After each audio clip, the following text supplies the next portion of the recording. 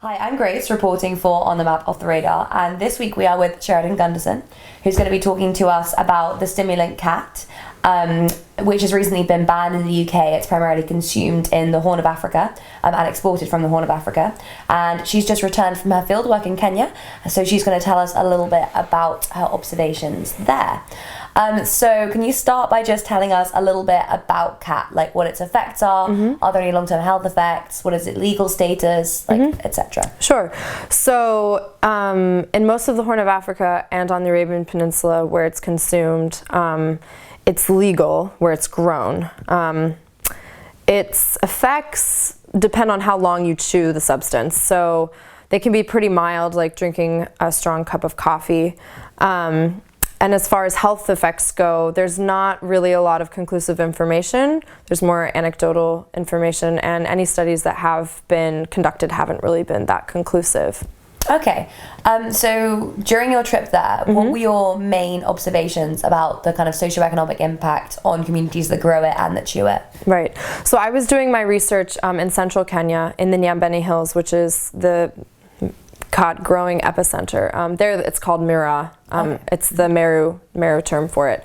And so I was in Maua, and all of the miraa grown in Maua and the towns around there was all being sent to the UK. So since the ban, they've been cut off from that trade, and the economic ramifications have been really intense. A lot of people are out of work because the miraa trade basically affects and impacts every part of their lives. Whereas in other parts of Kenya, they grow miraa, but they export that to Somalia, or it's consumed locally.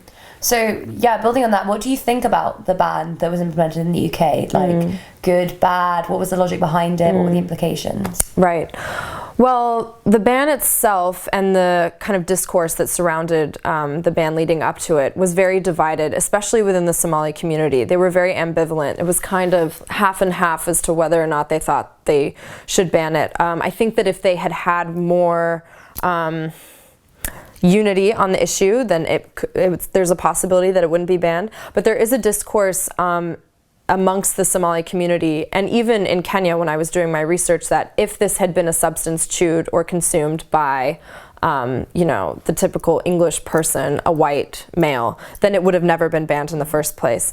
And many Somalis and Kenyans as well view sitting in a mafresh, which is kind of like a cafe where you chew miraa, as very similar to pub culture in the UK, if that kind of gives you an idea. So there is a bit of Orientalism at play here, is there? Yeah, definitely. Okay, that's interesting.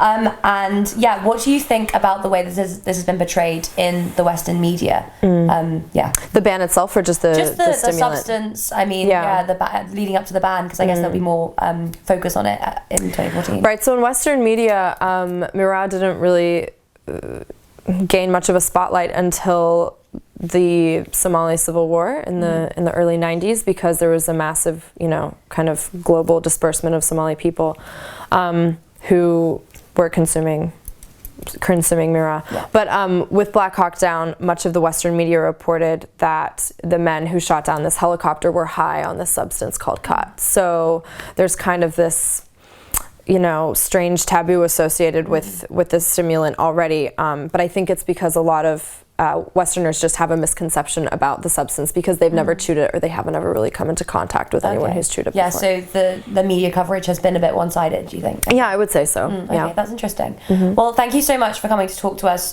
Sheridan. And in the links to the video, we're going to link you to an article Sheridan has written for the Daily Nation, as well as the report the Home Office wrote, and a couple of other links, just so you can learn a bit more about it. Thank you so much for being with us, Sheridan. Yeah, no problem. Thanks for having me. And this has been On the Map Off the Radar. Thanks for watching.